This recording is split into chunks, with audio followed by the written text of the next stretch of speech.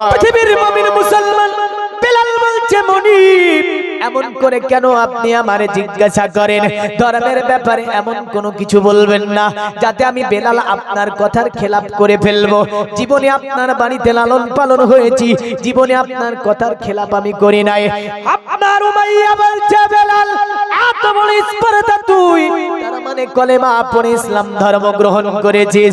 বেলাল বলছে মুনিব আপনি যতই বলুন না কেন ধর্মের ব্যাপারে আপনি আমার প্রতি জবরদস্তি করবেন না। এ পৃথিবীর মুমিন মুসলমান উমাইয়া বলে বেলাল আমি উমাইয়া বড় জালিম মানব, কলেমা ছাড়বে কিনা বলে দে।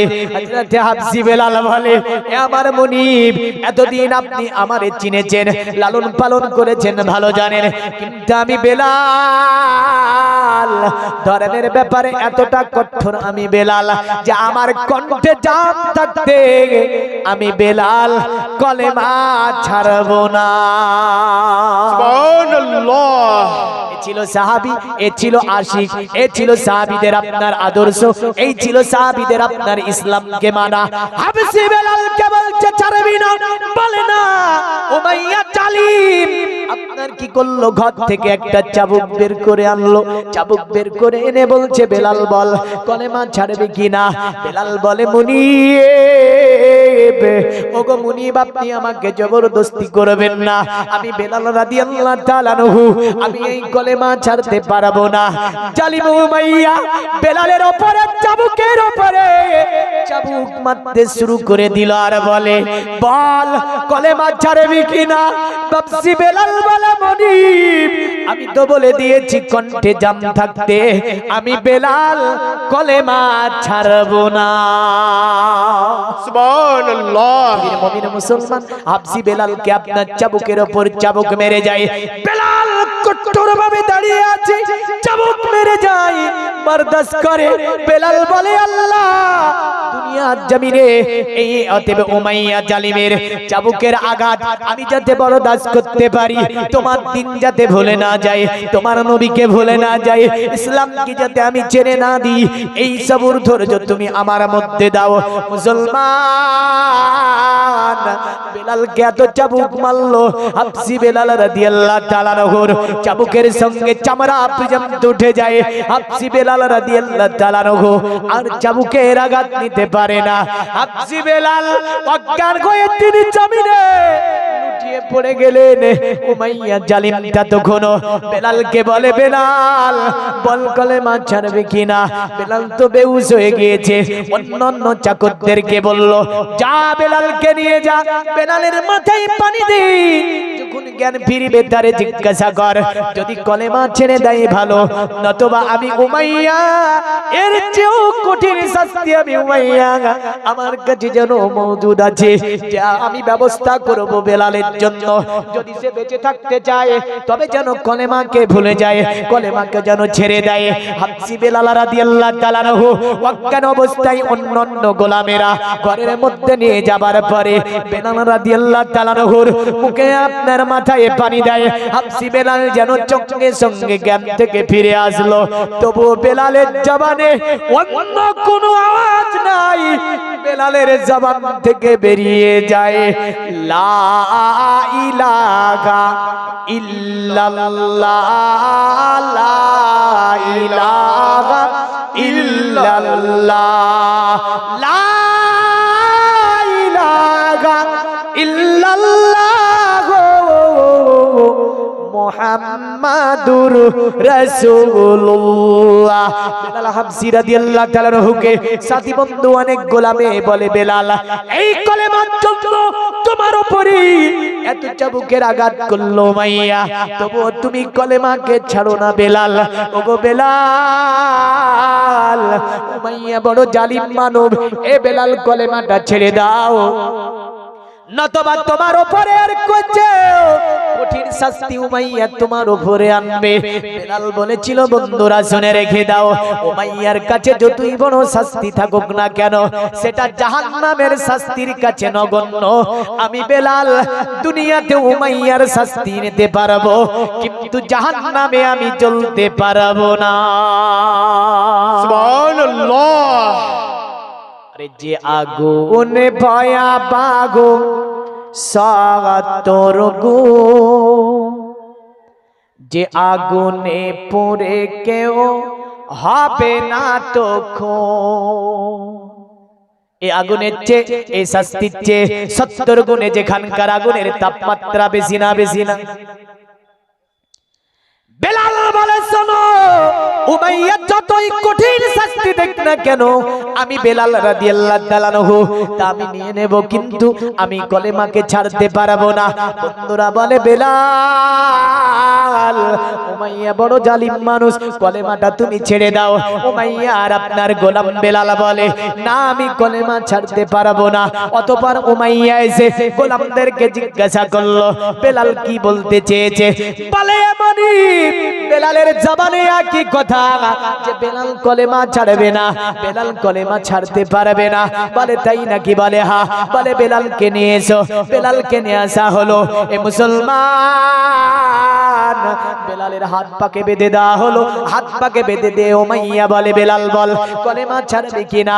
বেলাল বলে মনিব, আমি তো একটাই কথা বলে দিয়েছি, কণ্ঠে জাম থাকতে আমি ও বেলাল রাদিয়াল্লাহু তাআলা আনহু আমি কলেমাকে ছাড়তে পারবো না। উমাইয়া বলছে বেলাল, আমি বলো জালিম মানব, ঘোড়ার পায়ে বেঁধে মক্কার গলি গলি তোরে টানবো, আর মক্কার মানুষেরা তোর প্রতি কি দিবে? অভিশাপ দেবে। এ বেলাল, এটা কি তোর ভালো লাগবে? উমাইয়াকে বলল, উমাইয়া যদি আমি এই মক্কার গলি গলি ঘোড়ার পায়ে বেঁধে আমি বেলাল রাদিয়াল্লাহু তাআলা আনহু, আমাকে তুমি এমন শাস্তি দাও, আমি বেলাল সেটা নিয়ে নিতে পারবো, কিন্তু কিয়ামতের দিন সিজ্জিনে আমি যেতে পারবো না। কিয়ামতের দিন মাহশারে আল্লাহ আমাকে যদি জাহান্নামে দেয়, ওটা আমি নিতে পারবো না। অতএব উমাইয়া, দুনিয়ার সম্মান আমি চাই না, আমি চাই আখিরাতের সম্মান, আমি চাই আখিরাতের সম্মান। উমাইয়া রেগে গিয়ে বলছে এখনো ছাড়বি না? বলে না, আমি ছাড়বো না। ঘোড়ার পায়ে দড়ি বেঁধে দিয়েছে হাবশী বেলাল রাদিয়াল্লাহু তাআলা আনহু। তিনি আপনার আল্লাহকে বলছে, আল্লাহ যতই বড় কষ্ট দেখ না কেন, আমি বেলাল যাতে আমার কলেমা ছেড়ে দিতে না হয়, এই সবুর দাও তুমি আমার মধ্যে, এই ধৈর্য তুমি আমার মধ্যে দিয়ে দাও আল্লাহ।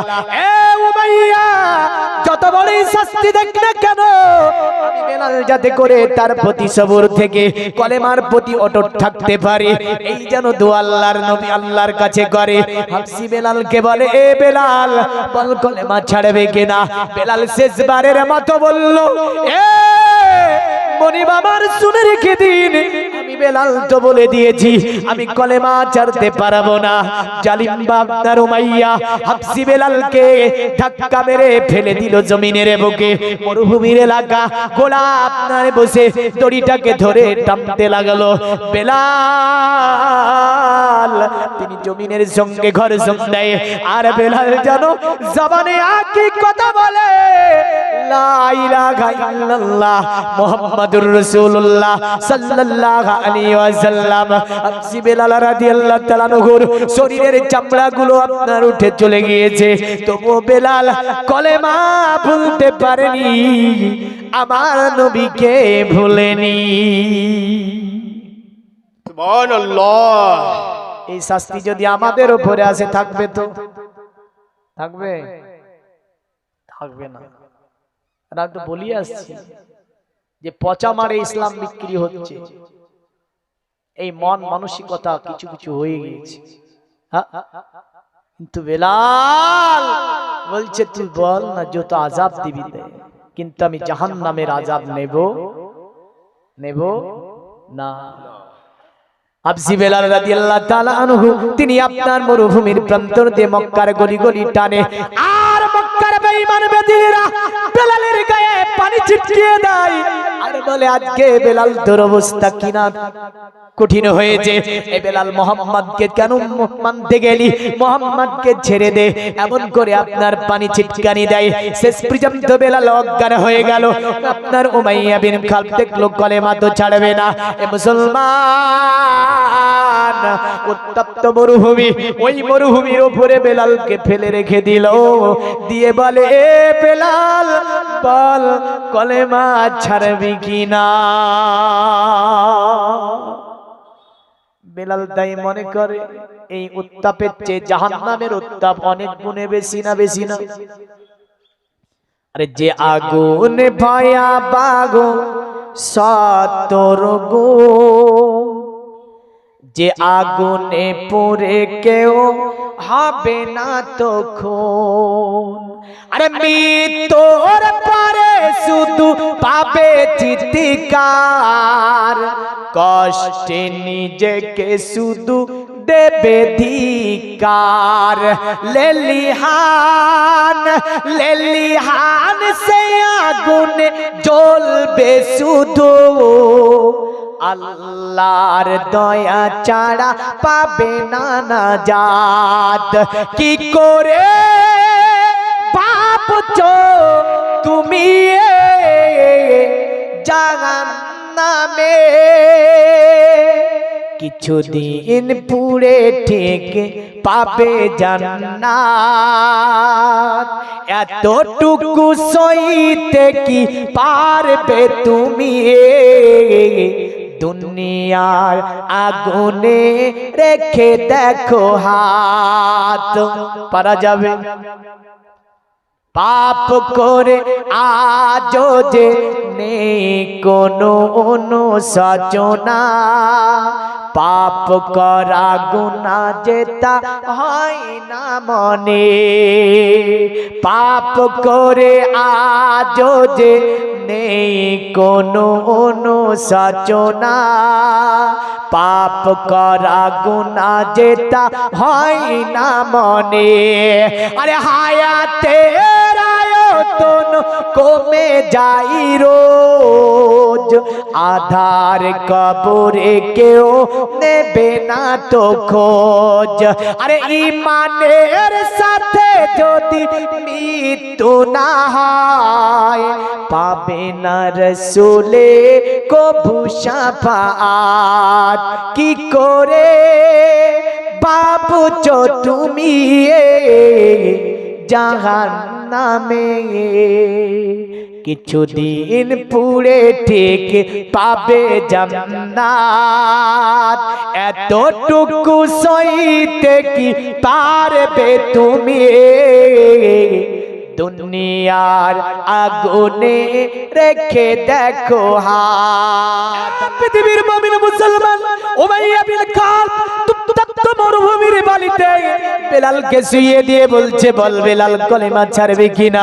বেলাল বলে, মনিব কণ্ঠে জাম থাকতে যদি এক ফোঁটা রক্তে আমার শরীরে চলাফেরা করে, তবুও তাতে বলবে লা ইলাহা ইল্লাল্লাহ মুহাম্মাদুর রাসূলুল্লাহ সাল্লাল্লাহু আলাইহি সাল্লাম। উমাইয়া বিন খালদ কত বড় জালিম! উত্তপ্ত মরুভূমির উপরে আপনার সিনার উপরে, বেলালের সিনার উপরে একটি বড় পাথরকে চাপিয়ে দিয়ে বলল, শোন বেলাল, তুই যদি কলেমা পড়িস তবে এই জায়গা থেকে তোরে আমি রিহাই দেব, আর যদি কলেমা না ছাড়িস তাহলে তুই এই জায়গা থেকে রিহাই পাবি না। বেলাল রাদিয়াল্লাহু তাআলা আনহু তিনি আল্লাহকে বলেছিল, আল্লাহ এই জালিমের অত্যাচার যাতে আমি ধৈর্য ধারণ করে সবুর করতে পারি, আল্লাহ যাতে আমি মুহাম্মদ রাসূলুল্লাহর দেওয়া দিনকে ভুলে না যায়। এ মুসলমান এই কথাটি রাসূলুল্লাহর কাছে পৌঁছিয়েছে, আমার নবীর চোখ দিয়ে পানি বয়ে যায়। হযরত আবু বকর বলে, ইয়া রাসূলুল্লাহ, ইয়া হাবিবাল্লাহ, নবীজি আপনার চোখে পানি। নবী আমার বলে, শোনো, উমাইয়া বের বাড়ি, উমাইয়া বিন খালফের বাড়ির যে গোলামটা রয়েছে, যে আমার কলেমা পড়ার কারণে দিনকে কবুল করার কারণে বড় জালিম বাদশা, বড় জালিম সে তাকে কষ্ট দিয়েছে, মরুভূমির উত্তপ্ত বালির উপরে সিনাই পাথর চাপিয়ে দিয়েছে। হযরত আবু বকর বলে, ইয়া রাসূলুল্লাহ, জীবনের যদি সব মাল লেগে যায় তবু আমি ওই উমাইয়ার কাছ থেকে আমি হাবশি বেলালকে কুরাই করে নেব। সুবহানাল্লাহ, সুবহানাল্লাহ। হযরত আবু বকর সিদ্দিক রাদিয়াল্লাহু তাআলা আনহুর সঙ্গে উমাইয়া বিন খালফের আপনার পূর্বে প্রথম থেকে জমিল যোগ ভালো ছিল। হাবশি বেলাল রাদিয়াল্লাহু তাআলা আনহু সম্পর্কে হযরত আবু বকর উমাইয়াকে বলল, এ উমাইয়া ওই যে গোলামটার উপরে এত শাস্তি দিয়েছিস দেবে তারে এত শাস্তি না দিয়ে তারে বিক্রয় করে দিলে তো পারিস। উমাইয়া বলে বাড়ির গোলাম আমি বিক্রয় করব না, হাবশী বেলালকে আমি এইভাবেই মেরে দেব। আবু বকর বলল শুনে রেখে দে উমাইয়া, অতএব দুনিয়া জমিনে ওই বেলালকে এত মার মেরেছিস, ঘোড়ার পায়ে বেঁধে টেনেছিস, এমন কোন উত্তপ্ত মরুভূমির বাড়ির উপরে এত বড় পাথরকে তুই চাপিয়ে দিয়েছিস। এ উমাইয়া, তার চেয়ে বেশি ভালো হয় এই গোলামটার বিনিময়ে একটা গোলাম দেব, গোলামটা আমাকে বিক্রয় করে দে উমাইয়া, কারণ আমি তোকে ভালো কথা বলছি। উমাইয়া বলছে আমি গোলাম বিক্রয় করব না। আবু বকর বলছে দুটি গোলাম দেব, এই উমাইয়া বিক্রয় করে দে। উমাইয়া বলে না আমি বিক্রয় করব না। আবু বকর বলে আমি তিনটি গোলাম দেব, একটা গোলামের বিনিময়ে এই উমাইয়া গোলামটা বিক্রয় করে দে। উমাইয়া বলে না আমি বিক্রয় করব না। উমাইয়া কে আবু বকর বলে উমাইয়া যদিও এই গোলামটা তো মারা যাবে অবশ্যই, কারণ তার সিনার উপরে এত বড় পাথর চাপানো হয়েছে, এত মার তুই মেরেছিস, তার উপরে প্রহার করেছিস, এমন করে ঘোড়ার পায়ে বেঁধে টেনেছিস। এ উমাইয়া, এই গোলামটা তো নিশ্চয়ই মারা যাবে, আর যদিও বেঁচে থাকে তোর বাড়িতে কোনো কাজের হবে না। উমাইয়া দেখছে তাই তো এত মার মেরেছি, ঘোড়ার পায়ে বেঁধে টেনেছি, উত্তপ্ত মরুভূমির উপরে সিনার উপরে পাথর চাপা দিয়ে দিয়েছি, এই গোলামটা যদিও বেঁচে থাকে কোনো কাজের হতে পারে না। তাই উমাইয়া বললে আবু বকর যা দেবে দাও, এই বিপদ আমার কাছ থেকে হটাও। হযরত আবু বকর সিদ্দিক আকবর রাদিয়াল্লাহু তাআলা আনহু আল্লাহর নবীর সাহাবী হযরত আপনার বেলাল রাদিয়াল্লাহু তাআলা আনহুকে কুরাই করে নিলেন। কুরাই করে নিয়ে আপনার সিনার উপর থেকে পাথরকে নামিয়ে দিলেন। আপনার সিনার উপর থেকে পাথরকে নামিয়ে দিয়ে হাবশী বেলালকে বুকে লাগিয়ে নিলেন। হযরত আবু বকর বেলাল রাদিয়াল্লাহু তাআলা আনহুকে আমার নবীর দরবারে নিয়ে গিয়েছিলেন এবং বলেছিলেন ইয়া রাসূলুল্লাহ আমি বেলালকে কুরাই করলাম, ইসলামের জন্য আমি বেলালকে আজাদ করে দিলাম, বেলালকে আর কারো গোলামতি করতে হবে না। হাবশী বেলাল রাদিয়াল্লাহু তাআলা আনহু বলেছিল ইয়া রাসূলুল্লাহ ইয়া হাবিবাল্লাহ জীবনে আমি এতদিন ছিলাম উমাইয়ার গোলাম, ওগো নবীজি এখন আমি বেলাল রাদিয়াল্লাহু তাআলা আনহু এখন হচ্ছি আপনার গোলাম, কারণ আমি বেলাল আমার জীবনটা আপনার খিদমত করে আমি বেলাল অতিবাহিত করব। নারে তাকবীর, নারে তাকবীর, নারে রিসালাত, দ্বীন ইসলাম, মাসলাকে আলা হযরত, নারে তাকবীর। পৃথিবীর মুমিন মুসলমান হাবশী বেলাল রাদিয়াল্লাহু তাআলা আনহু আমার নবীকে যদি এক বেলা না দেখতে থাকতে পারতো না। তিনি যখন আজাদকৃত গোলাম হলেন, আল্লাহ পাক এত শক্তি দিয়েছিল, তিনটি মানুষের শক্তি, তিনটি গোলামের কাজ একাই বেলাল করতে পারতো। ভাগ্যের নিয়তি কিন জায়গায় দেখেন, আমি আপনাকে এই ঘটনাটা শোনালাম, কিন্তু বেলালের ঘটনা দিয়ে আপনাকে এমন জায়গায় পৌঁছে দেব যে উমাইয়া একদিন বেলালের গোলাম হয়েছিল। এগুলো তো শুনেছেন যে বেলাল উমাইয়ার গোলাম ছিল, কিন্তু উমাইয়া বেলালের যে গোলাম হয়েছিল সেটা শুনেন। হ্যাঁ, দুনিয়াতে হাবশী বেলাল রাদিয়াল্লাহু তাআলা আনহু প্রেম করেছিল নবীকে এত, আল্লাহর নবীর দরবারে এসে বসতে বললেন, নবীজির দরবারে একটু দূরে করে বসে থাকতো, কারণ আমার নবীজির চেহারা ছিল চাঁদের চেয়েও উত্তম। জোরে বলে নবীজির চেহারা কেমন ছিল? চাঁদের চেয়ে উত্তম, কারণ তিনি ছিলেন নূর। জোরে বলেন সুবহানাল্লাহ। তিনি ছিলেন নূর। আরে নূর নূর নূর আজ নূরে এসেছে, আমিনা মায়ের কোলে চাঁদ এসেছে। আরে আয় আয় কে দেখবি নূরেরই পুতুল, মা আমিনার কোলে দলে গোলাপেরই ফুল। জোরে সুবহানাল্লাহ, সুবহানাল্লাহ। আমার নবী পাক সাহেবে লাউলাকে দরবারে একদিন হাবসি বেলাল রাদিয়াল্লাহু তাআলা আনহু বসে আছেন, একটুখানি দূরে বসে আছে। আমার নবীজি হাবসি বেলাল রাদিয়াল্লাহু তাআলা আনহুকে বলছে, বেলাল এত দূরে কেন তুমি বসে আছো? বেলাল বলছে, ইয়া রাসূলুল্লাহ, ইয়া হাবিবাল্লাহ, ওগো নবীজি, আমি আপনার বিশিষ্ট সাহাবারা আছে, আমি তো নগণ্য একজন সাহাবী, আমি তো গোলাম, আমি এই কারণে আপনার সম্মুখে যেতে লজ্জিত হই। অনেক বড় বড় সাহাবী আছে, আবু বকর আছে, উসমানে গনি আছে, হযরতে আলী শেরে খোদা আছে, আব্দুল্লাহ বিন জুবাইর আছে, আব্দুল্লাহ ইবনে মাসউদ আছে, বিশিষ্ট সাহাবীদেরকে পিছনে করে আমি বেলাল বসতে পারি নাই। আমি বেলাল রাদিয়াল্লাহু তাআলা আনহু এই কারণে পেছনে বসে আছি। আমার নবী বলে, বেলাল, এ বেলাল, তুমি আমার সম্মুখে আসো। বেলালকে নবীজি আমার সম্মুখে ডেকে নিলেন। সম্মুখে ডেকে নিয়ে আল্লাহর নবী বলছেন, ইয়া বেলালু ফাতাপ্পানা লিকা বাইনা ইয়াদিয়াল জান্নাত। এ বেলাল, দুনিয়াতে তুমি কি আমল করেছো বলো?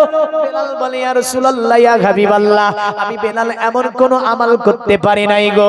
নবীজি বলে, বেলাল, তুমি সত্য কথা বলো, কি আমল করেছো দুনিয়ায়? বেলাল বলে, ইয়া রাসূলুল্লাহ, ইয়া হাবিবাল্লাহ, ওগো নবীজি, আমি এমন কোন আমল তো করি নাই। আমার নবী বলে, বেলাল, আমি তোমার পায়ের আওয়াজ জান্নাতের মধ্যে শুনতে পেয়েছি, জোরে বলেন সুবহানাল্লাহ। বেলাল বলছে, ইয়া রাসূলুল্লাহ, দুনিয়াতে এমন কোন আমল আমি করতে পারি না, তবে আমি বেলাল রাদিয়াল্লাহু তাআলা আনহু, আমার যখনই ওযুটা ছুটে যায়, আমি বেলাল যেন ওযু বানিয়ে নি, আর ওযু বানিয়ে তায়াতুল ওযুর 2 রাকাত নামাজ পড়ে নি, জোরে বলেন সুবহানাল্লাহ। আমার নবী বলে, বেলাল, আল্লাহ পাক তোমার আমলকে বড় পছন্দ করেছে বেলাল, আর তোমার জন্য আমি রাসূলুল্লাহ জান্নাতের সার্টিফিকেট দিয়ে দিলাম। এ বেলালু ফাদাপ্পানা লিকা বাইনা ইয়াদিয়াল জান্নাত। এ বেলাল, তোমার পায়ের জুতার আওয়াজ আমি রাসূলুল্লাহ জান্নাতের মধ্যে শুনেছি, জোরে বলেন সুবহানাল্লাহ।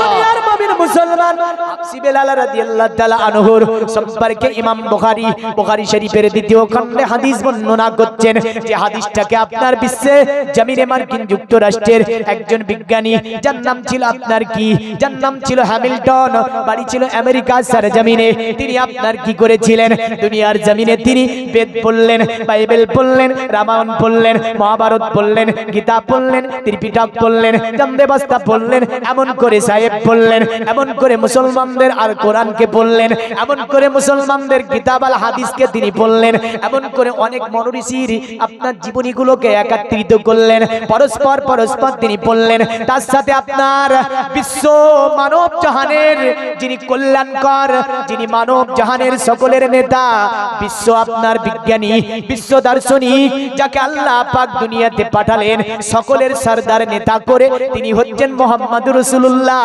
সাল্লাল্লাহু আলাইহি সাল্লাম। তার পুরো সিরাতকে বললেন, পড়ার পরে তিনি আমেরিকার বিখ্যাত মহান সম্মেলনের মধ্যে দাঁড়িয়েছিলেন, দাঁড়িয়ে বলেছিলেন, শুনে রেখে দাও, দুনিয়াতে আমি হ্যামিল্টন পড়েছি, বাইবেল, গীতা, রামায়ণ, ত্রিপিটক সব স্টেট বাই স্টেট পড়েছি, তবে আমি হ্যামিল্টন তোমাদের সম্মুখে মাত্র একটা নজির পেশ করব।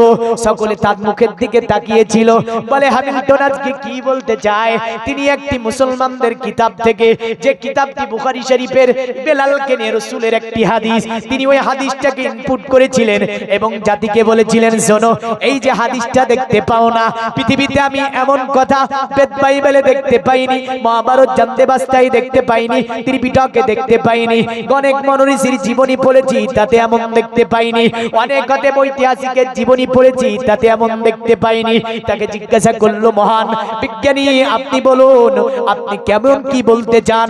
তিনি বলেন, আমেরিকার মানুষেরা শোনো, বিশ্ব মানবকে যিনি আদর্শ দিয়েছেন, তিনি মুসলমানদের নবী, নাম হচ্ছে তার মুহাম্মদ সাল্লাল্লাহু আলাইহি সাল্লাম। বিশ্বকে যিনি আদর্শ শিক্ষা দিয়েছেন, নাম হচ্ছে তার মুহাম্মদুর রাসূলুল্লাহ সাল্লাল্লাহু আলাইহি ওয়াসাল্লাম। ইনার মতো পৃথিবীর জমিনে চরিত্রবান মানব আমি হ্যামিল্টন কাউকে দেখতে পাইনি। নারে তাকবীর, নারে রিসালাত, নারে রিসালাত, দ্বীন ইসলাম, কুমারপুর। এই দেখেন, একটা চাবি পাওয়া গেছে আবার বাইকের, কারো যদি হয় এখান থেকে নিয়ে যাবেন। হ্যাঁ, তো চতুর্দিক থেকে তার দিকে তাকিয়েছিল। তিনি বলতেছিলেন, এখানে একটু লজ্জা করা দরকার আমাদের, দরকার না? দরকার না? আরে বাবা রে, চুলের কি কাটিং, বুঝলেন তো? চুলের কাটিং দেখে মনে হচ্ছে বিরাট ব্যাপার, অথচ যদি কলেমাটা পড়তে বলে তো দাঁত ভেঙে চলে যায়। আর একদম বলে কালো চুল আল্লাহ দিয়েছে, তোর কত রকমের কালার দিয়েছে না, এমিন একটা বর্ডার, ওমিন একটা বর্ডার, টিকটক। কি মানুষ, মরতে তো হবে একদিন। যুবক একটু ভেবে দেখ, কারণ একটা বুড়ো মানুষের ইবাদত আর একজন যুবকের ইবাদত, আল্লাহ যুবকের ইবাদতকে আগে কবুল করে ভালোবাসে। সুবহানাল্লাহ বলবেন না? কিন্তু ওই নাই, বেরিয়ে গেছে কেন? আর রাসূল করিম সাল্লাল্লাহু আলাইহি ওয়াসাল্লাম তিনি যা শিক্ষা দিলেন বিশ্ব জাহানে, আজকে যদি দেখতে যাই এটা আমাদের লজ্জা যে হ্যামিল্টন একজন মুসলিম ছিলেন না। হ্যামিল্টন একজন মুসলিম ছিলেন না, কোরআন গড়গড় করে পড়তে পারতেন, কোরআনের মানে বলতে পারতেন। মুসলমানের ছেলে যারা কোরআন পড়া শিখনি এখনো শিখে নেবে, কারণ দুনিয়াতে আপনার বিদ্রোহী, আপনার বিশ্বকবি রবীন্দ্রনাথ ঠাকুর গড়গড় করে কোরআন পড়া জানতো। এমন করে বিশ্বের জমিনে যিনি মুসলমান হয়েছিলেন না, যার মুসলমান হওয়ার ব্যাপারে অনেক সন্দেহমূলক কথাবার্তা রয়েছে ঐতিহাসিকদের মধ্যে, যিনি ছিলেন নীল আর্মস্ট্রং, তিনি কোরআন পড়তে পারতেন, মানেও বলে দিতে পারতেন। এমন করে নরেন্দ্র বসিং, আমেরিকার বিখ্যাত লেখিকা মহিলা, কোরআন পড়তে পারতেন, কোরআনের মানও করতে পারতেন। এমন করে দুনিয়ার জমিনে গিরিশচন্দ্র সেন, সেনগুপ্ত ঘরের ছেলে, আপনার ধর্মতে সনাতনী ধর্ম, আপনার বিশ্বের জমিনে মুসলমানদের কোরআন পড়তেও পারতেন, মানেও করতেও পারতেন। সুন্দর করে মুসলমানদের কিতাবের মানে করে দিয়ে বলল, মুসলমান তোমাদের কিতাবের আমি বাংলা অনুবাদ করে দিলাম। এই গিরিশচন্দ্র সেন, এটা লজ্জা না যে আমরা কোরআন পড়াই জানি না, অথচ অন্য ধর্মের মানুষ আমাদের কোরআন পড়তেও পাচ্ছে, মানে করতেও পাচ্ছে। এটা আমাদের কাছে লজ্জার চেয়ে বড় কি হতে পারে? তো যিনারা কোরআন পড়া জানেন না, তিনারা মনে মনে হলেও বলেন ইনশাআল্লাহ পড়া শিখে নেব, হ্যাঁ না? জোরে বলতে গেলে তো লজ্জা লাগবে, তো মনে মনে বলুন যে ইনশাআল্লাহ কোরআন পড়া শিখে নেব। হাদিসটা কি ছিল? হ্যামিল্টন বুখারী শরীফে দেখেছিলেন, একদা রাসূলুল্লাহ ঘরে নবীজির সাহাবা বেলাল, এই গোলাম হাবশী বেলাল, তিনি আপনার দোপাহারের সময় যাবার পরে নবীর দরজায় খিড়কি নাড়া দিলেন। আমার নবী বলে, কে? বলে আমি বেলাল রাদিয়াল্লাহু তাআলা আনহু। আমার নবী বলে, বেলাল, ওগো বেলাল বলো। হযরতে হাবশী বেলাল রাদিয়াল্লাহু তাআলা আনহু বলে, ইয়া রাসূলুল্লাহ, ইয়া হাবিবাল্লাহ, ওগো নবীজি, আমি বেলাল একটু আপনার সঙ্গে কথা বলবো, আপনার সঙ্গে দেখা করব। আমার নবী বলে, বেলাল তোমাকে অনুমতি দিয়ে দিলাম, বেলাল তুমি এসে যাও। হাবশী বেলাল রাদিয়াল্লাহু তাআলা আনহু, নবীজি সাল্লাল্লাহু আলাইহি সাল্লামের হুজরা পাকের আপনার দরজা খুলে দেওয়া হলো। হাবশী বেলাল প্রথম পা রেখেছে, দেখছে আমার নবী খাবার ভক্ষণ করছে। আল্লাহর নবীকে খাবার ভক্ষণ করতে দেখে বেলাল দাঁড়িয়ে গিয়ে বলছে, ইয়া রাসূলুল্লাহ, আপনি আমাকে ক্ষমা করে দেবেন, আপনি আমাকে মাফ করে দেবেন, কারণ আপনি খাবার ভক্ষণ করেন আর আপনাকে আমি বিরক্ত করে ফেলেছি। আমার নবী বলে, বেলাল, ওগো বেলাল বলো এমন কি বলবে তুমি? বেলাল বলে, ইয়া রাসূলুল্লাহ, ইয়া হাবিবাল্লাহ, ওগো নবীজি, এমন কিছু কথা বলবো না, তবে আমি বেলাল রাদিয়াল্লাহু তাআলা আনহু আপনার সঙ্গে একটু দেখা করব, আপনাকে আমি দেখে আমার দুটো নয়নকে আমি শীতল করে নেব। আরো জোরে বলেন। এ কারণে কোন কবি বলেছেন, আরে নয়নেরি তারা গো তুমি, মনের আশা গো তুমি, প্রথমে গো তুমি, আখেরে গো তুমি, তুমি ছাড়া কে আছে জীবনে ও গো নবী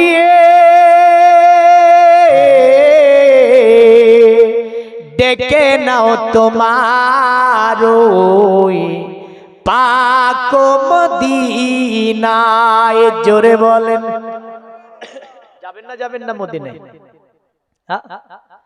ও গো নবী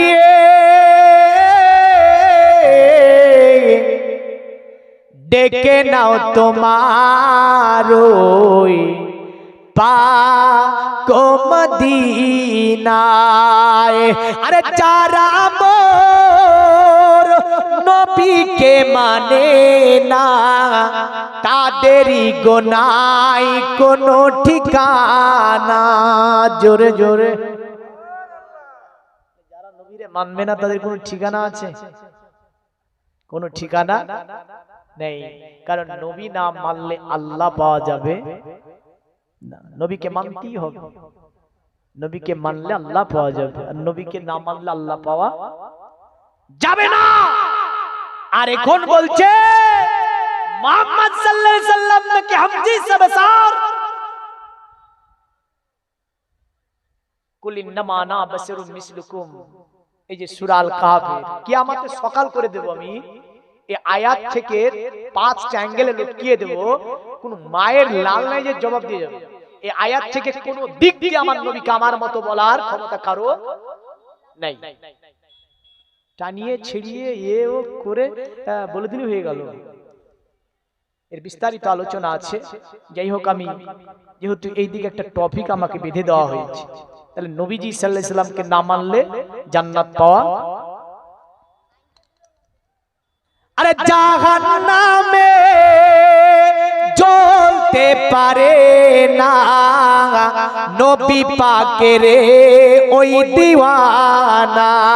জোরে বলুন, কারণ আমার নবীজির যারা দেওয়ানা হবে তারা জাহান্নামে জ্বলবে না, নাকি জ্বলবে? আরে জাহান্নামে জ্বলতে পারে না নবী পাকের ওই দিওয়ানা। যারা মোর নবীকে মানে না তাদেরই গোনাই কোনো ঠিকানা। ও গো নবী ডেকে নাও তোমার ওই পাক মদিনায়। আল্লাহুম্মা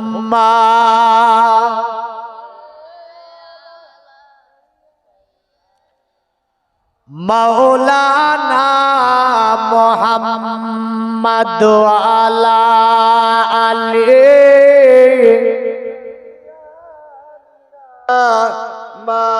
মাওলানা মুহাম্মদ। হাবসি বেলাল রাদিয়াল্লাহু তাআলা আনহুকে আমার নবী বলে, বেলাল এমন করে বলো না বেলাল, কারণ আমি রাসূলুল্লাহ, আমিও তোমাকে বড় ভালোবাসি। জোরে বলেন সুবহানাল্লাহ। বেলাল বলছে, ইয়া রাসূলুল্লাহ, ইয়া হাবিবাল্লাহ, নবীজি তবু আপনাকে আমি ব্যথা দিয়ে ফেললাম, খাবারের টাইমে বিরক্ত করে ফেললাম। আমার নবী মুচকে গেছে, বলে বেলাল দাঁড়িয়ে এমন করে কথা কতক্ষণ বলবে? এসো তুমি আমার থালাতে বসে একসঙ্গে তুমি খাবার ভক্ষণ করে নাও। বেলাল দাঁড়িয়ে, বেলালের চোখ দিয়ে চচ্চার করে পানি পড়ে, বলে ইয়া রাসূলুল্লাহ, ইয়া হাবিবাল্লাহ, দুনিয়ার জমিনে অনেক রাজা বাদশা দেখেছি, কোন বাদশা নিজের প্রজাকে একই তালাতে নিয়ে খাওয়া দাওয়া করে না, কোন মুনিব নিজের গোলামকে এক তালাতে নিয়ে খাওয়া দাওয়া করে না। এমন করে পৃথিবীতে অনেক রাজা বাদশার দরবারে গিয়েছি, গোলামকে কোন বাদশা একই থালাতে খাবারের আমন্ত্রণ জানায় না। কিন্তু আপনি বাদশার বাদশা, দুটি জগতের বাদশা, আপনি আমার মতো একজন কালো কুৎসিত গোলামকে আপনার থালাতে একই সঙ্গে খাবারের জন্য আহ্বান জানান। আমি বেলাল যেন ফেদা হয়ে গিয়েছি, আমি যেন আপনার চরিত্রে মুগ্ধ হয়ে গিয়েছি। আমার নবী বলেছিল, বেলাল যদিও তোমার অপরটা কালো, ভিতরটা যেন আলো। সুবহানাল্লাহ। তা আমাদের ওপরটা আলো, ভিতরটা কালো, বিলকুল মহাকাল। মহাকাল বুঝেন না? এই যে জলে দেখবেন না মহাকাল, আমাদের মুর্শিদাবাদের মানুষ বুঝবে। হ্যাঁ, সেদিন আপনার এটা ছিলাম ডায়মন্ড ওই কলকাতার বজবাজিরেতে, তো মহাকাল বুঝে না? আর বাঙালি তো ঠকিয়েও দেয় না। ইউপিতে ছিলাম আমি, পড়াশোনা করতাম, তো একজন জিজ্ঞাসা করছে, আচ্ছা চাওয়াল কা পেড় কিতনা বড়া হতা হ্যায়? তখন একটা বটের গাছ ছিল, বললেন তো, এক বাঙালি দেখাচ্ছি চাওয়াল কা পেড় ইতনা বড়া হতা হ্যায়, মানে জিজ্ঞাসা করছে ধানের গাছ কত বড় হয়? তো বলছে ধানের গাছ এই বট গাছটার সমান হয়। বাঙালি বোঝাচ্ছে ওকে। হ্যাঁ, ওটাই বলছে, জীবনে ধানের গাছ দেখেনি বলে।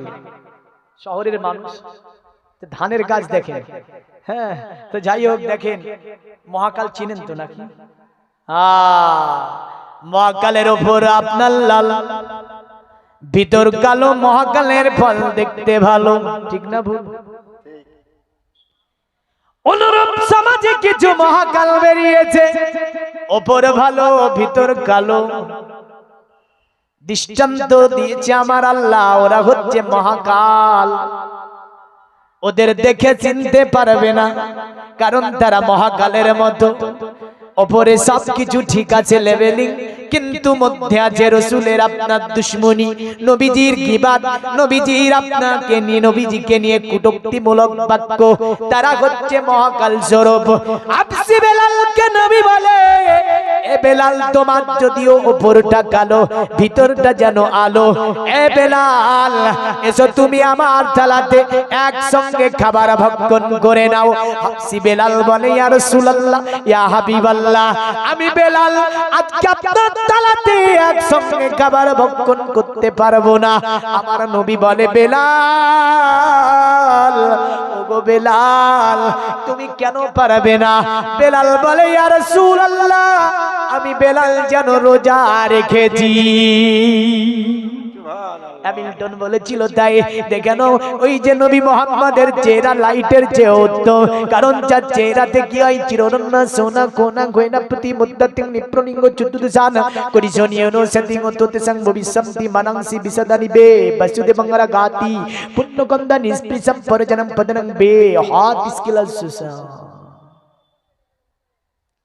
চিররত্ন সোনা কোনা গয়না প্রতি মুদ্দাতিং, তিনার চেহারা হবে লাইটের মতো, তার চেহারাতে অন্ধকার দূরভূত হবে। জোরে বলেন সুবহানাল্লাহ।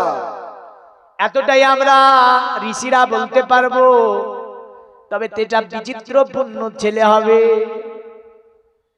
তার সঙ্গে কারো তুলনা হবে না। আরো ক্লিয়ার করে বলেছে, অবতার কলির কল কি পুরাণের মধ্যে দেবা ধর্মা চিত্র যুগা দেবা লকচ্চ চারা গুচ্চ পিষ্টস্য সন্তুষ্টা কলক রজনী চাবুবা নানা দেবা দেলিঙ্গি সুভুসানি ভূষিতে সুচ ইন্দ্রজালি বুদ্ধতি কল্পকা পূজা কা জনন শান্তি। বলল, দেবমূর্তির পূজা যদি তোমরা করো না কেন, যখন অবতার কলির কলকি দুনিয়াতে আসবে, দেবমূর্তি গুলো পর্যন্ত অবতার কলির কলকিকে সম্মান জানাবে। জোরে বলবেন না সুবহানাল্লাহ। শুধু তাই নয়, হৃষ্ট পৃষ্ঠ সন্তুষ্টা কল্ক রজনী চাবুবা নানা দেবা দেলিঙ্গে সু ভূষানে ভূষিতে সুচ।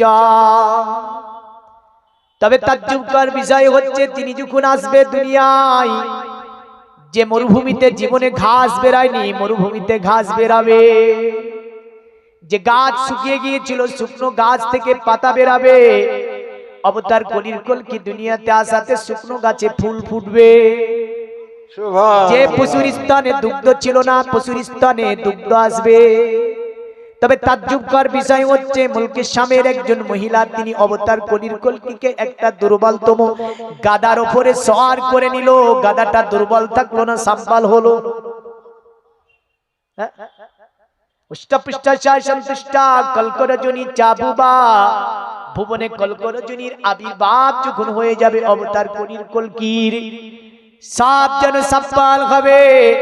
শুধু তাই নয়, আমরা অন্য কবিতাকেও দেখতে পাই, আরে সত্য সত্য উঠিনি মা কায়েলো, জীর্ণ গাথা নিয়ে হালিমা এলো।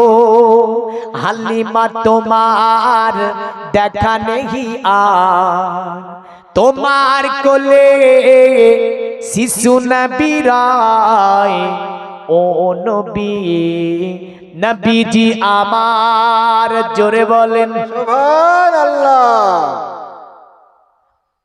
আরে সোতের পানি নিয়ে এলো মক্কায়, বাতিল বিদায় হলো তিনারি ছোঁয়ায়। বেদিনেরা কয় পূজা নেই হয়, কারণ কি?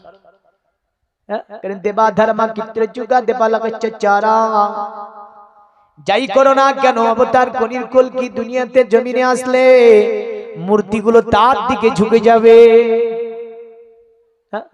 বেদিনেরা কয় পূজা নেই হয়। মক্কাতে আলামিনোরায়। ও নবী, নবীজি আমার। ও নবী, নবীজি আমার। ও নবী, নবীজি আমার, জোরে বলেন সুবহানাল্লাহ। শুধু তাই নয়, এ মুসলমান, তাই আপনার হ্যামিল্টন বলতেছিল, শোনো, আল্লাহর রাসূলের চেহারা ছিল চাঁদের চেয়ে উত্তম। আর একটা কালো কুৎসিত চেহারার গোলামকে একই থালাতে যিনি খাওয়া দাওয়ার জন্য আহ্বান করেছিল, ওই মুহাম্মদ সাল্লাল্লাহু আলাইহি ওয়াসাল্লামের মতো চরিত্র পৃথিবীতে আর কারো হতে পারে না। কারণ তিনি হলেন সর্বশ্রেষ্ঠ চরিত্রের অধিকারী। তিনার মতো চরিত্র পৃথিবীতে কেউ গঠন করতে পারেনি, আর কেউ পারবে না। জোরে বলেন সুবহানাল্লাহ। যদিও আপনার বেদে বলেছে অস্পমাসু গমারুহে দেবদত্তং জগৎপাতি, অসীনা সাধুদামান নামাষ্টি সবার যে গুণানিবিতান। মানে তিনি হবে সর্বশ্রেষ্ঠ মানব, তার মধ্যে পৃথিবীর সব ধরনের সদ্গুণের অধিকারী হবেন তিনি। কারণ তিনার কাছে গোলামের, এমন করে বাদশার, মন্ত্রীর, এমএলএর কোনো পার্থক্য থাকবে না। তিনি এমন একটি সভ্যতা চালু করে দিয়ে গেলেন যে কাদের সঙ্গে কাঁধ মিলিয়ে, আপনার টাকনুর সঙ্গে টাকনু মিলিয়ে নামাজ পড়তে হবে। চাহে এমএলএ হোক, এমপি হোক, মন্ত্রী হোক, চিফ মিনিস্টার হোক, মাস্টার হোক, ডাক্তার হোক, ফকির হোক, মিসকিন হোক, ইয়াতীম হোক, দরিদ্র হোক, এমন করে যে ইচ্ছা হোক না কেন, নামাজে দাঁড়িয়ে এমন করে ফকিরের কাঁধে কাঁধ মিলাবে একজন বাদশা। তিনি শিক্ষা দিয়েছেন, হ্যামিল্টন বলেছিলেন, শোনো, দুনিয়াতে তিনি শিক্ষা দিলেন কি? একজন মিসকিনের কাঁধে কাঁধ মিলাবে একজন মন্ত্রী। তিনি শিক্ষা দিলেন কি? দুনিয়াতে শিক্ষা দিলেন একজন ইয়াতীম অসহায়ের কাঁধে কাঁধ মিলাবে একজন বিশিষ্ট মালদার। তার কাছে মালদার ইয়াতীম বলে কিছুই নাই, মানুষ বলতে তিনার কাছে সকলই সমান। তাই আমি হ্যামিল্টন বললাম, পৃথিবীতে কোনো মনীষী এমন চরিত্র গঠন করতে পারেনি যতটা মুহাম্মদ করেছে। তাই তোমরা যদি বাঁচতে হয় ইসলামকে মেনে নাও, তোমরা যদি বাঁচতে চাও ইসলাম কবুল করে নাও, তোমরা যদি পৃথিবীতে শান্তি শৃঙ্খলা ভাবে বসবাস করতে চাও ইসলামের ছায়াতলে আশ্রয় নাও, তোমাদের জীবনটা শান্তির হয়ে যাবে। আর মুহাম্মদকে যদি মেনে নাও তোমার দুটি জগৎ কল্যাণ হয়ে যাবে। একটা অন্য ধর্মের মানুষের কথা ছিল, আল্লাহর নবীকে নিয়ে। বেলাল রাদিয়াল্লাহু তাআলা আনহু, তিনি আপনার রাসূলকে কত ভালোবাসতেন, আমার নবীকে কতটা প্যার করতেন। নবী আমার যখন 622 খ্রিস্টাব্দে মক্কা ছেড়ে মদিনার রাস্তার দিকে হিজরত করে চলে গিয়েছিল, এ মুসলমান হাবশী বেলাল রাদিয়াল্লাহু তাআলা আনহু তিনি বলেন, যে দেশে নবী নাই ওই দেশে বেলাল হাবশী থাকবে না। কারণ যে দেশে নবী থাকবে না বেলাল ওই দেশে থাকবে না। হাবশী বেলাল রাদিয়াল্লাহু তাআলা আনহু হিজরতের পরের দিনে তিনি ভাবে, আমি বেলাল নবীবিহীন আমি কেমন করে থাকবো দুনিয়ায়। কারণ আমি বেলাল রাদিয়াল্লাহু তাআলা আনহু নবীবিহীন দুনিয়া থেকে আমি কেমন করে থাকবো। তাই তিনি হিজরত করে চলে গিয়েছিলেন। এ মুসলমান মনে রাখবেন, তিনি আপনার ইসলামের প্রথম নম্বরে মুয়াজ্জিন ছিলেন, যে মুয়াজ্জিনের আযান আসমানের ফেরেশতা থেকে নিয়ে জিন ইনসান এমন করে আকাশে বাতাসে মুখরিত হয়ে যেত আযান, সকল স্তব্ধ হয়ে বেলালের আযান শ্রবণ করত। জোরে বলেন সুবহানাল্লাহ। একদা বেলাল রাদিয়াল্লাহু তাআলা আনহু মসজিদে নববীতে ফজরের আজানের জন্য বেলাল রাদিয়াল্লাহু তাআলা আনহু তিনি যেন বারবার আসমানের দিকে তাকাচ্ছেন। বেলালের জামানায় কিন্তু ঘড়ি ছিল না, ছিল? এই ঘড়ি ছিল না, এরকম ঘড়ি ছিল না। তিনি আসমানের তারকা দেখে টাইম নির্ধারণ করে আজান দিত। সুবহানাল্লাহ। ফজরের আজান বেলাল রাদিয়াল্লাহু তাআলা আনহু তিনি আপনার পড়ছেন, কিন্তু বেলাল যখনই আজান পড়তো আশহাদু আন্না মুহাম্মাদার রাসূলুল্লাহ,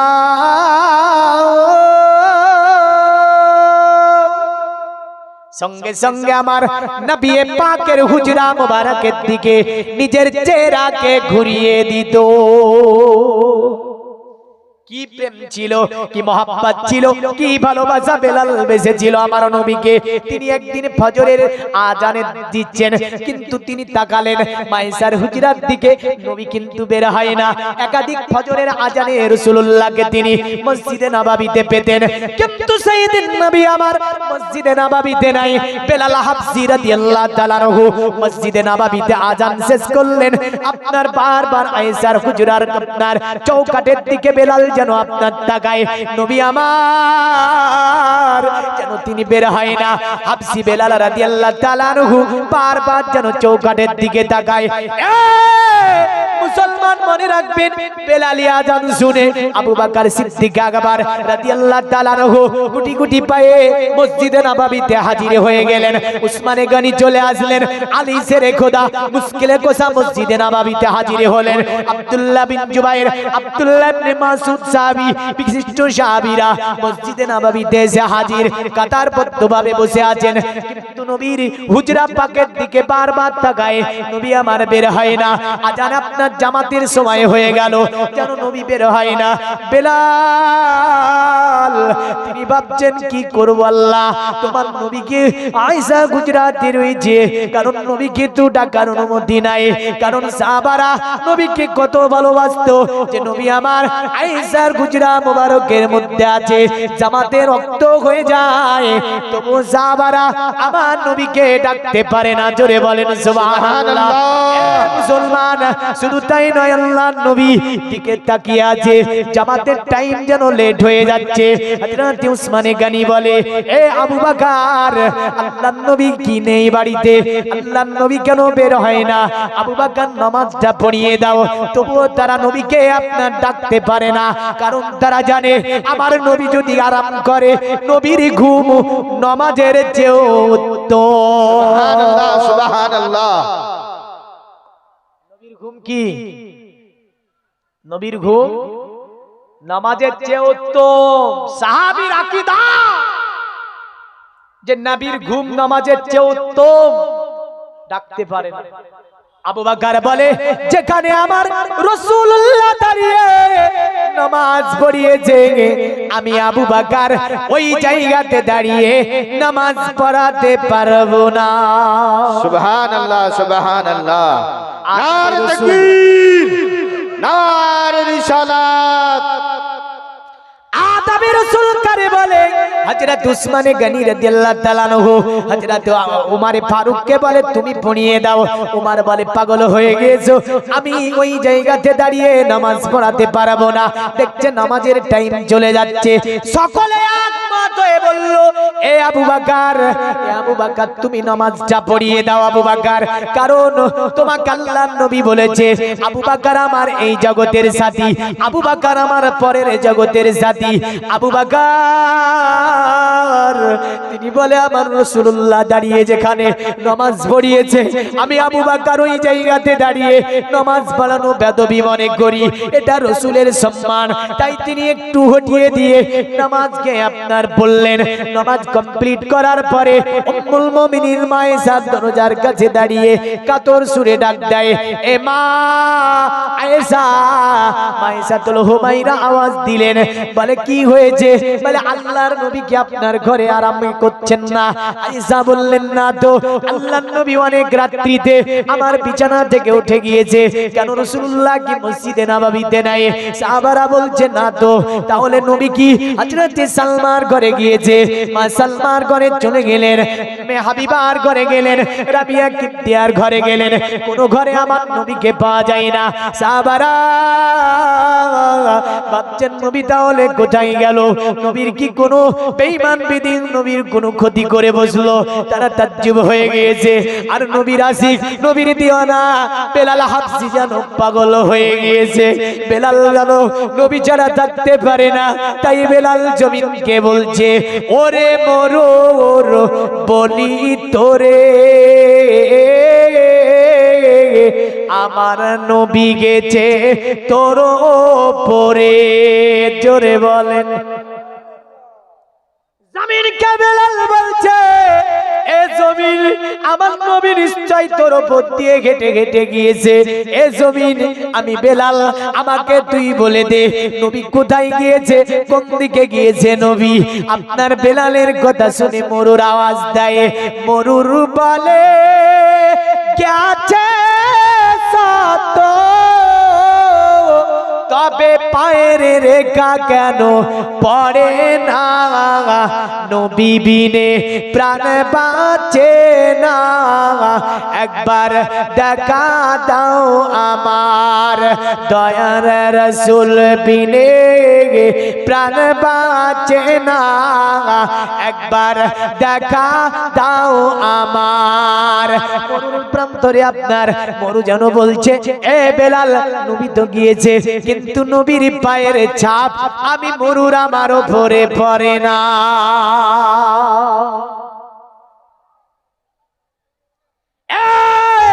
মুসলমান মনে রাখবেন, নবী সাল্লাল্লাহু আলাইহি সাল্লাম যদি খালি পেয়ে মরুর উপর দিয়ে হেঁটে যেত, আমার নবীর পায়ের ছাপ জমিন গ্রহণ করত না।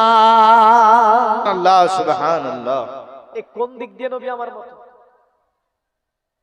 কারণ মরুর জানে আল্লাহ পাক বলে দিয়েছে নবীর পায়ের ছাপ পড়বে, আর ওই জায়গাতে কোনো বেঈমান বেদিনের পা পড়লে আমি আল্লাহ সেটা বরদাস্ত করব না। এই কারণে মরুর আপনার পায়ের চাপ গ্রহণ করতো না। মায়েশা হাদিস শরীফ বর্ণনা করে বলেছেন, শোনো পৃথিবীর মানব, আমি আয়েশাতুল হুমায়রা নবীর জীবন সংসারে দীর্ঘ 9টি বছর ছিলাম, জীবনে কোনোদিন আল্লাহর নবীর শরীর মোবারকে আমি আয়েশা মশা মাছি বসতে দেখতে পাইনি। সুবহানাল্লাহ সুবহানাল্লাহ। আমাদের মসজিদের যদি জানালা খোলা থাকে, কবিতরটা গিয়ে ওরে যেখানে সেজদা দিবে ওখানেই পায়খানা করেছে। কবিতর বলে, তোর মতো নামাজি কত দেখলাম, তাই তো পায়খানা করে দেয় না, হ্যাঁ তো করে না, করে না। কিন্তু একই কবিতার আপনার জান্নাতুল বাকিয়াতে হাজার হাজার লাখ লাখ কবুতর আপনার কি করছে, খাবার খাচ্ছে, উড়ে চলে যাচ্ছে। জীবনে কোনোদিন পারসে রাসূলের কুম্বা দেখা জেরা এর উপরে কোনো পশু, কোনো পাখি পাখানা করতে পারবে না, কারণ জানে এটা আমার কামলিওয়ালা আকা মুহাম্মদুর রাসূলুল্লাহ সাল্লাল্লাহু আলাইহি সাল্লামের রওজায়ে পাক।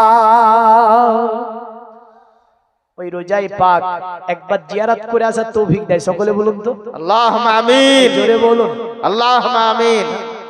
আরে পৃথিবীর যত দূর যেখানে গিয়েছি, কম বেশি তু কত পেয়েছি, রওজাতে গেলে কোনো দুঃখ থাকে না, দিদার দাও গো সাহে মদিনা, দিদার দাও গো ও সাহে মদিনা।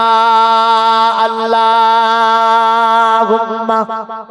সাল্লি আলা সাইয়্যিদিনা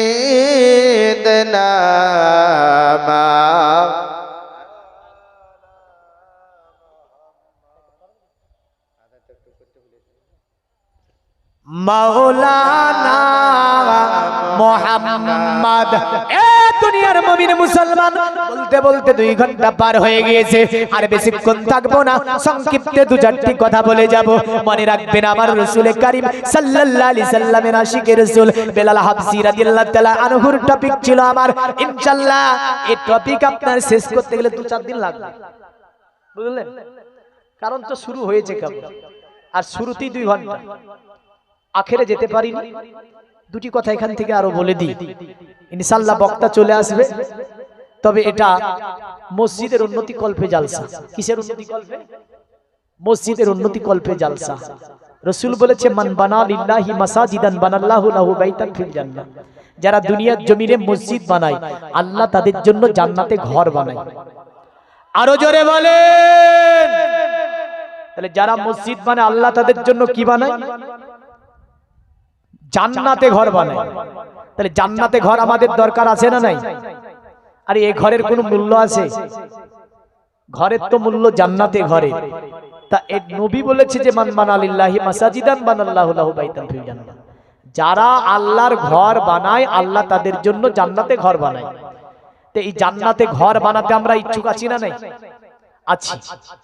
তো এই জান্নাতে ঘর বানানোর জন্য, যেহেতু মসজিদের উন্নতি কল্পে জালসা, আল্লাহর ঘর মসজিদের ভালোবাসায়, আল্লাহর ঘর মসজিদের প্রেমে, আল্লাহর ঘর মসজিদের দিকে তাকিয়ে কোনো মানুষের দিকে নয়, মসজিদের দিকে তাকিয়ে